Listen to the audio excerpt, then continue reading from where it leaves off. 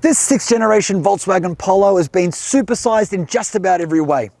It's longer, it's wider, there's more interior space, more boot space. It's grown in just about every conceivable measurement. Every measurement that is, except for engine. See, under that bonnet is a tiny little 1 litre petrol, which Volkswagen tells us, despite its growth spurt, should be plenty. So let's go see if they're right.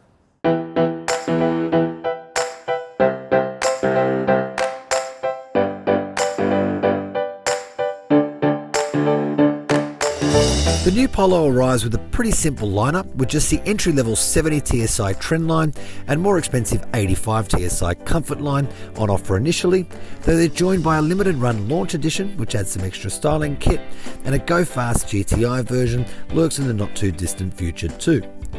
The Trendline cars arrive with 15-inch steel wheels, cloth seats, a leather steering wheel, air conditioning, cruise control and electric mirrors, while the Comfort Line trim then adds 15-inch alloy wheels, as well as auto headlights, rain-sensing wipers, some chrome highlights and a better quality cloth in the cabin. Finally, the Launch Edition car gets 16-inch alloys, tinted windows, fog lights, as well as a wireless charging pad for your phone. All Polos, even the cheapest ones, get a very good 8-inch touchscreen in the cabin that's both Apple CarPlay and Android Auto equipped, and which pairs with a 6-speaker stereo. Volkswagen has done a really good job of disguising the price point of this car. We're in the cheapest Trendline model, and yes, there are some cheap plastic touch points, but actually it's a really clean, simple and premium feeling space. This new 8-inch touchscreen is absolutely amazing. It's crystal clear, easy to use and really lifts the ambience in here, while this leather wrapped flat bottom wheel is a really nice touch in a base model car.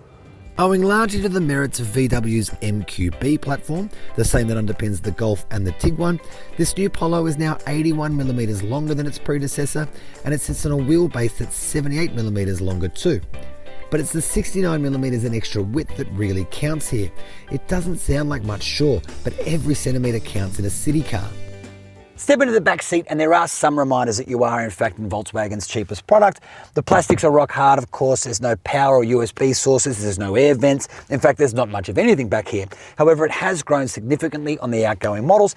The interior is now the size of an old Golf, so you will find that 2 adults can ride back here in comfort. You still wouldn't want to go 3 across the middle perhaps, but for 2, it's no problem.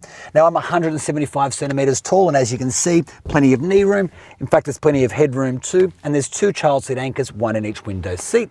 Now, the boot has grown significantly too, 71 litres bigger in fact than the outgoing car. There's now 351 litres of space there with the rear seats in place.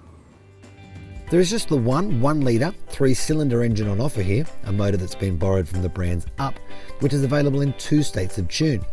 The cheaper 70 TSI Trendline cars make use of the lower spec version, good for 70 kilowatts and 175 newton meters, while the 85 TSI Comfort Line trim and the Launch Edition up the output to 85 kilowatts and 200 newton meters. You can then choose between a manual gearbox or a 7-speed DSG, and either way, the official fuel consumption numbers are impressive. There's a long standard safety list too, which helped earn the Polo a 5-star crash rating.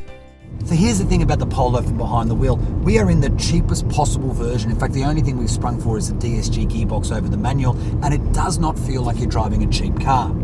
We've driven the Polo from Adelaide City all the way out to the beaches, and it's been really impressive the whole way. This is the 70 TSI model. It's the lower tune of the 1.0 litre engines, and it's never felt underpowered. In fact, it doesn't even have any of that real turbo lag that some of the bigger Volkswagens can serve up. It's been really impressive. By far the most lasting impression of this new Polo is that it feels like a whole lot of car for the money, and with its improved ability to carry people or cargo, this mini Golf will surely be on more customers' radars than ever before.